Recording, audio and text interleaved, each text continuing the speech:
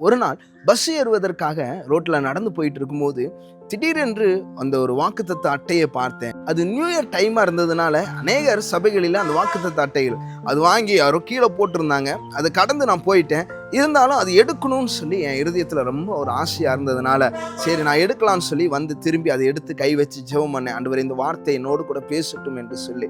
மகன் ஆப்ரேஷன் முடிந்து 5வது நாள் ரொம்ப கஷ்டத்துல ரொம்ப துயரத்துல இருந்த என் வாழ்க்கையில நான் அப்படியே நடந்துட்டு யோசிச்சு நடந்து போயிட்டே இருக்கும்போது அந்த வார்த்தையை கை வச்சு ஜெபம் பண்ணி அதை எடுத்து பார்க்கும்போது யோவான் 16:20 உங்கள் துக்கம் சந்தோஷமாய் மாறும் அப்படின்னு சொல்லி நம்ம வாசிக்கிற வேதாகமத்தில் இருக்கும். ஆனால் ஆர்சி வேதாகமத்தில் இவ்விதமாக எழுதுது, உங்கள் துயரம் மகிழ்ச்சியாய் மாறும் என்று இருந்தது. அந்த வார்த்தையை வாசிக்கும் போது என் இருதயத்தில் ஒரு பெரிய ஒரு மகிழ்ச்சியை ஆண்டவர் கட்டளையிட்டார். ஒருவேளை நீங்களும் துயரத்தில் வேதனையில் கண்ணீரோடு கூட நீங்கள் இருப்பீர்கள் என்று சொன்னால், ஏன் என் வாழ்க்கையில் இப்படிப்பட்டதான சூழ்நிலைக்குள்ளாக தள்ளப்பட்டு இருக்கிறேன், என் வாழ்க்கையில் ஒரு உயர்வு கிடைக்காத, ஒரு நன்மை உண்டாகாத, என் துயரங்கள் எல்லாமே மறையாதான்னு சொல்லி நீங்கள் ஒருவேளை வேதனையோடு இந்த காட்சியை நீங்கள் பார்த்து கொண்டு இருப்பீர்கள் என்றால் ஆண்டவர் உங்களோடு கூட தான் பேசுகிறேன். உங்கள் துயரத்தை மாற்றுகிற இயேசு கிறிஸ்து இன்றைக்கும் ஜீவனோடு இருக்கிறார். உங்கள் துயரங்கள் நிச்சயமாய் மாறும். அதில் எந்த விதமான மாற்றமும் இல்லை. உங்கள் துயரம் மாறுவது மட்டுமல்ல, மகிழ்ச்சியாகவும் கர்த்தர் மாற்றுவார். உங்கள் வாழ்க்கையில் இருக்கிற எல்லா சமாதான குறைவுகளையும் கர்த்தர் மாற்றி துயரத்தை மாற்றி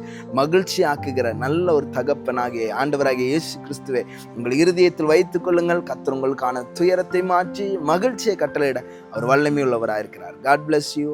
Amen.